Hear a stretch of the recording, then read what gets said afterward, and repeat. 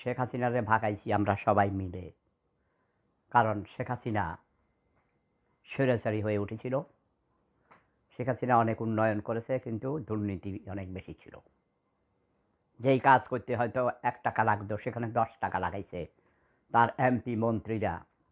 তার আমার ইন্টারনেটের কি হয়েছে রে? এই ডিস্টার্ব করবি না, মেজাজ খারাপ আছে, ওকে? আমার হাঁসু আপাকে নিয়ে ছিনিমিনি খেলা চলবে না। আমার হাঁসু আপা কে? চ্যাটারবাল আবদুল্লাহকে। এই চ্যাটারবাল আবদুল্লাহ, তোর চেহারা দেখলে চোর ডাকাইতের মতো মনে হয়। ঠিক এই তুই সাজি চারাম এখানে দাঁড়ি কয়টা রাখছিস শালার পুত?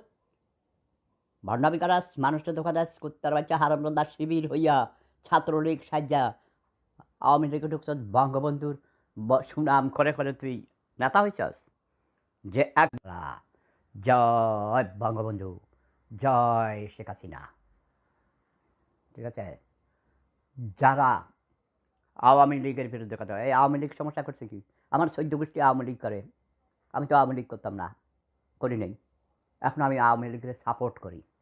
আমি এসি কমিউনিস্ট পার্টির লোক, ওকে? পূর্ব বাংলার কমিউনিস্ট পার্টি, নাম শুনছস? আমি সমাজতন্ত্রের সৈনিক।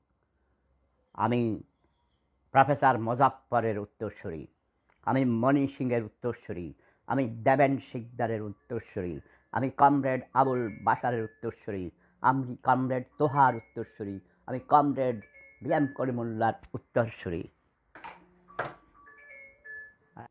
কোনো কথা নাই, শুধু একটাই কথা, শেখ হাসিনা বাংলাদেশের বৈধ প্রধানমন্ত্রী।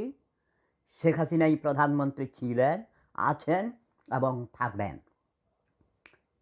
এই যে ডক্টর ইউনূস স্বাধীনতার দিবস উদযাপন করছে না, রাজাকারদেরকে নিয়ে আইছে। ডক্টর ইউনূস তুই রাজাকার। ইন্টারনেটের সমস্যা রে।